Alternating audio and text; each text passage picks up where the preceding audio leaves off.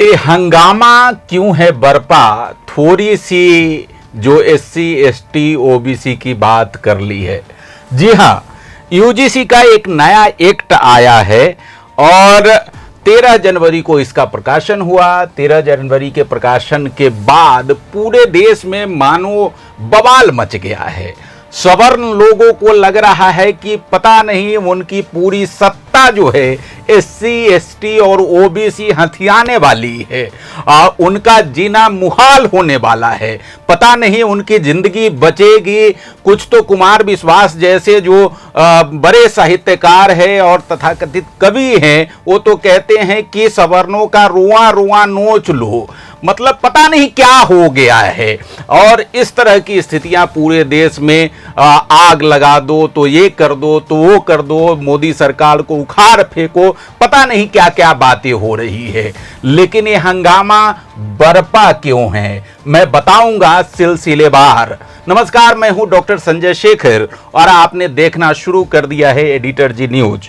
जी हां, तो बात इस बात की कि ये हंगामा बरपा क्यों हुआ है, क्यों देश के तमाम सवर्णों को ये लगने लगा है कि उनकी सत्ता जो वर्षों से यूनिवर्सिटी में और शैक्षणिक संस्थानों में कायम थी, उसको एससी एसटी और ओबीसी वाले लूट करके ले जाएंगे। पता नहीं क्यों उनको डर सताने लगा है कि अब उनकी पूरी सत्ता छिन जाएगी। पता नहीं वर्षों से जो मठाधीश बन करके अलग अलग शैक्षणिक संस्थानों में बैठे हुए थे, उनको पता नहीं क्यों ये डर सताने लगा है कि अब उनका जो मठ है उनके कब्जे से बाहर हो जाएगा। क्यों? एक सिंपल सा ये यूजीसी का रेगुलेशन आया और इस रेगुलेशन को आप देखेंगे तो इसमें कुछ भी नहीं है। बहुत सारे कानून आजादी के बाद से अब तक एससी एसटी और ओबीसी के संरक्षण देने और समानता के लिए बने, लेकिन एससी एसटी और ओबीसी की स्थिति देश में क्या है इसका अंदाजा आप इसी बात से लगा सकते हैं कि क्षमता के तमाम अधिकारों के बावजूद, तमाम आरक्षण के बावजूद देश के टॉप यूनिवर्सिटीज के करीब 70% पद जो एससी एसटी ओबीसी के लिए आरक्षित है वो खाली है। क्यों खाली है? क्योंकि मठाधीश सवर्ण है। वो नहीं चाहते कि इन तमाम पोस्ट पर एससी एसटी ओबीसी आ जाए, और आ जाएंगे तो उनकी जो बादशाहत है वो खत्म हो जाएगी। और इसीलिए हंगामा बरपा हुआ है। मैंने ये जो राजपत्र प्रकाशित हुआ है एक्ट, इसको कई बार पिछले कई दिन से हंगामा मचा हुआ था। हंगामा यूं भी देश में मच जाता है, बिना बात के भी मच जाता है। मैं ध्यान नहीं दे रहा था, लेकिन लगातार तमाम सोशल मीडिया, टेलीविजन, सब पे जब मैंने इसको देखा तो कल से मैंने 2 बार 3 बार इसका अध्ययन किया और अध्ययन करके जानने की कोशिश की कि आखिर इसमें ऐसा क्या है जिसकी वजह से इतना हंगामा मचा हुआ है। इस पूरे जो एक्ट है इसमें कुल 11 कंडिकाएं हैं। इस 11 कंडिका में कहीं भी ऐसा कोई भी तथ्य नहीं है जिससे इनकी बादशाहत खत्म हो जाएगी। हां, एक बात जरूर है, जो डर है वो डर ये है कि अगर एक कदम आगे एससी एसटी ओबीसी जो वंचित वर्ग है वो बढ़ गया तो धीरे धीरे हो सकता है वो दूसरा कदम बढ़ा देगा, तीसरा कदम बढ़ा देगा और इनकी बरसों से जो बादशाहत है शैक्षणिक संस्थानों में वो खत्म हो जाएगी धीरे धीरे ही सही। उस धीरे धीरे की प्रक्रिया को खत्म करने के लिए, उस पर रोक लगाने के लिए केंद्र सरकार और जो राज्य सरकारें हैं वो इस दिशा में आगे न बढ़ जाए, इसलिए सोची समझी रणनीति के तहत ये पूरा हंगामा खड़ा किया जा रहा है। ये जो एक्ट है, इस एक्ट में क्या लिखा हुआ है, प्रस्तावना क्या है? विश्वविद्यालयों में उच्च शिक्षा के मानकों का समन्वय एवं निर्धारण करने के लिए अधिष्ठित एवं सशक्त किया गया है। क्या है? संस्थानों में धर्म, नस्ल, जाति, लिंग, जन्म स्थान के आधार पर या दिव्यांग जनों के विरुद्ध भेदभाव को का उन्मूलन करना इसका उद्देश्य है। उद्देश्य क्या है? उच्च शिक्षा संस्थानों में समता को संवर्धन देना। भाई इक्वलिटी आ जाएगी तो क्या पहाड़ टूट पड़ेगा? हाँ, पहाड़ टूटेगा। आप मठाधीश बन के बैठे हुए थे, बरसों से बैठे हुए थे, आपको ये मंजूर नहीं है कि एससी एसटी और ओबीसी का वंचित तबका का वर्ग आकर के आपके सामने बैठ जाए और आपके बादशाहत को चुनौती दे, इसलिए जानबूझ करके हंगामा खड़ा कर रहे हैं आप। भाई क्या है इसमें? उद्देश्य जो है बहुत क्लियर है कि धर्म, नस्ल, जाति, लिंग, जन्म स्थान या दिव्यांगता के आधार पर विशेष रूप से अनुसूचित जाति, अनुसूचित जनजाति, सामाजिक एवं शैक्षणिक रूप से पिछड़े वर्गों, आर्थिक रूप से कमजोर वर्ग, ईडब्ल्यूएस शामिल है। आर्थिक रूप से कमजोर वर्ग जब बात करते हैं तो इसमें जो आर्थिक रूप से उच्च जो कमजोर वर्ग है, सवर्ण, वो भी इसमें शामिल है। दिव्यांगजनों या इसमें से किसी भी सदस्यों के विरुद्ध भेदभाव का उन्मूलन करना इस एक्ट का उद्देश्य है। इसका विरोध कर रहे हैं। और इसका विरोध क्यों हो रहा है मैंने आपको पहले बताया। ये बड़ी ऊंची बात है, सोच समझ करके की जा रही है। भेदभाव का अर्थ बताया गया है पूरा, इसकी परिभाषाएं दी गई है। दूसरे कंडिका में उद्देश्य है, तीसरे कंडिका में परिभाषा है। परिभाषा में सभी विषयों को बहुत क्लियर आगे किया गया है। अब समता और इसका संवर्धन जरूरी क्यों है, एक्ट क्यों जरूरी हो गया और क्यों किया जाना चाहिए? इसमें उच्च शिक्षा संस्थान जो है इनको क्या करना होगा? भेदभाव के उन्मूलन का कर्तव्य होगा।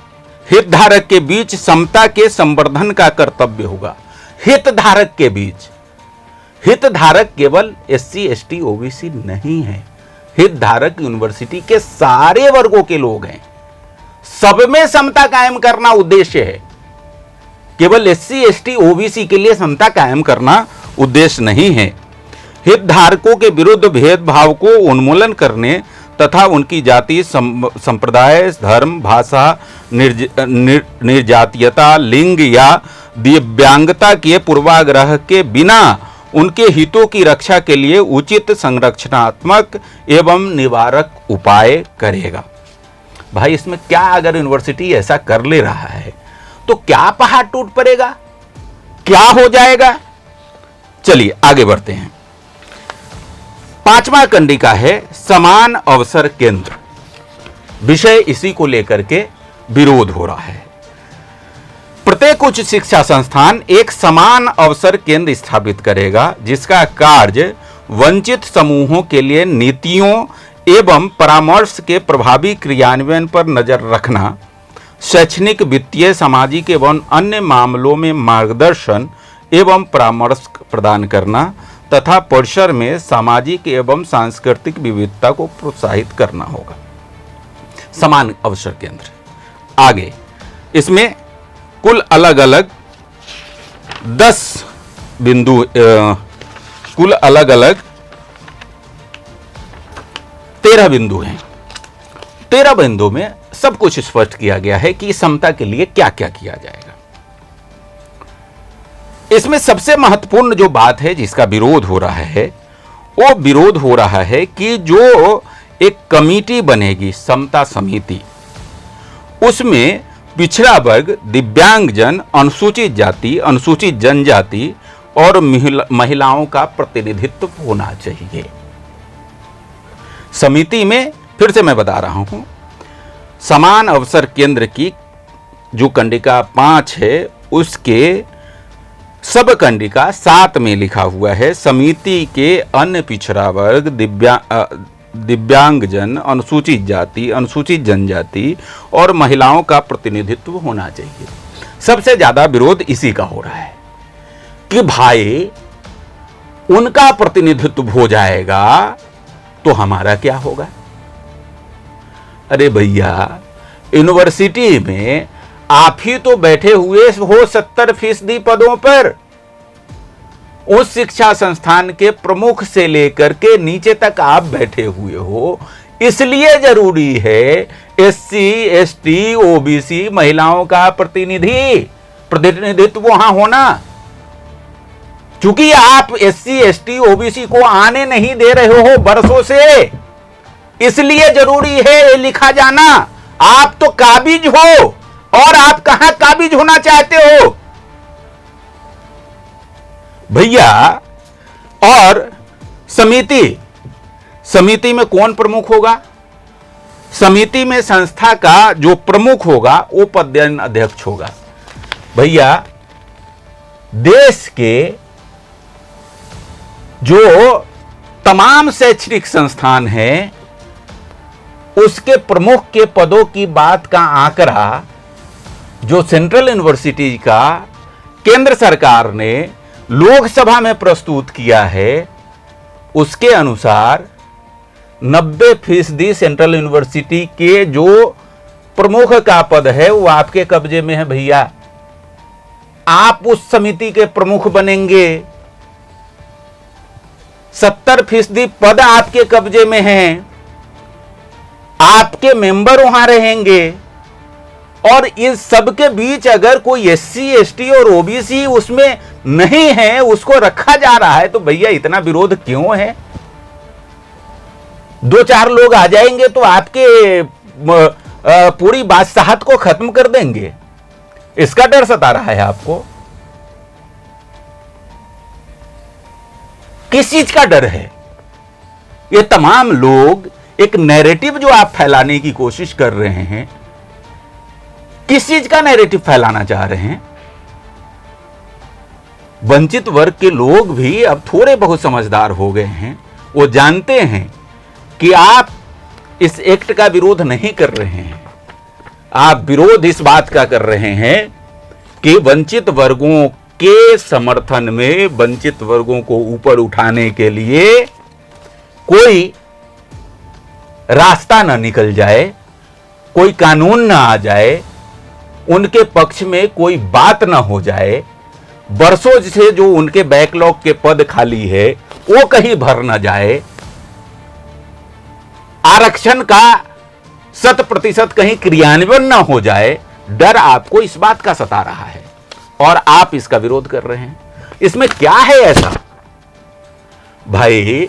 इस तमाम जो समितियां बनेगी, समिति के प्रमुख आज के डेट में जो आंकड़े उपलब्ध है, उस आंकड़ों के अनुसार 70% सवर्णों का कब्जा है।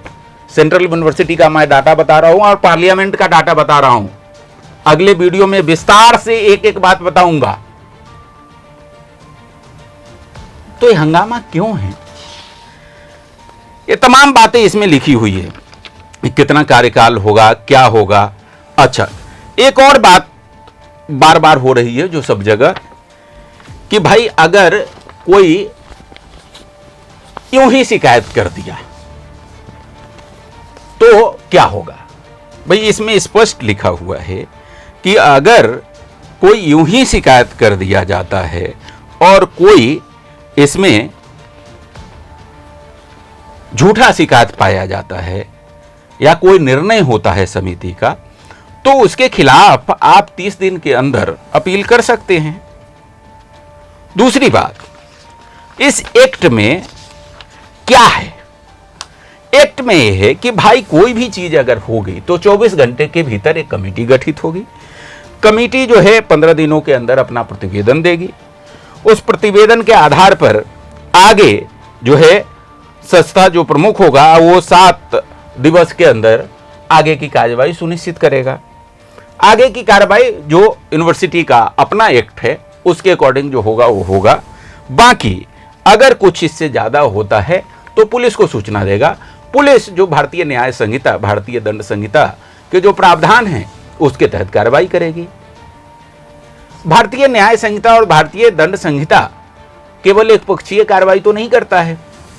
अगर आपके खिलाफ कोई व्यक्ति झूठी शिकायत करता है तो आप प्रोफेसर के पद पर हैं, शैक्षणिक संस्थान में काम करेंगे, बड़े शब्दों में काम करेंगे, तो भैया आपका मानहानि का दावा बन सकता है। सिविल और क्रिमिनल दोनों तरह की मानहानि का दावा आप बना सकते हैं, क्षतिपूर्ति का दावा कर सकते हैं। क्यों डर लग रहा है? तो ये कृपया करके कुछ चीजें अगर अच्छी हो रही है, थोड़ी बहुत, इसमें कुछ नहीं है, और इसका हस्र जो तमाम कानून हुआ है उसी तरह से इसका भी हस्र होने वाला है। क्योंकि जब तक समानता नहीं होगी, और समानता केवल एक समिति, केवल एक्ट आ जाने से नहीं होगी, समानता तब होगी जब शैक्षणिक संस्थानों में आरक्षण का पूरी तरीके से परिपालन करते हुए जो बैकलॉग के पद हैं वो पूरी तरीके से भरे जाएं। लेकिन भरेंगे नहीं, क्योंकि भरना आपको है, और आप बार बार अयोग्य बता करके लोगों को खाली पद छोड़ देते हैं, नहीं भरते हैं। ये भेदभाव बरसों से आ रहा है। केंद्र सरकार की रिपोर्ट है 118% की वृद्धि हुई है भेदभाव में। केंद्र सरकार की रिपोर्ट है, तो भेदभाव है, इसलिए समानता के जो तमाम कानून हैं उसका परिपालन आपने नहीं किया है, वो आपने होने नहीं दिया है, इसलिए इस एक्ट की ज़रूरत पड़ी है। और इस एक्ट का विरोध करके जो नैरेटिव फैलाने की कोशिश की जा रही है, अब वंचित तबका का भी बहुत बड़ा वर्ग थोड़ी बहुत समझ रखता है, पढ़ता है, लिखता है, और आपके इस नैरेटिव को कामयाब होने नहीं देगा। अगली बार मैं बताऊंगा कि देश के शैक्षणिक संस्थानों के 70% पदों पर किस तरीके से सवर्ण का कब्जा है। आंकड़ों सहित बताऊंगा, पार्लियामेंट की रिपोर्ट बताऊंगा, पार्लियामेंट का आंसर बताऊंगा। बने रहिए हमारे साथ अगले वीडियो में, और हमारा ये वीडियो आपको अच्छा लगा तो इसे लाइक करें, शेयर करें, और चैनल अगर अब तक हमारा सब्सक्राइब आपने नहीं किया है तो इसे सब्सक्राइब कर लें। नमस्कार।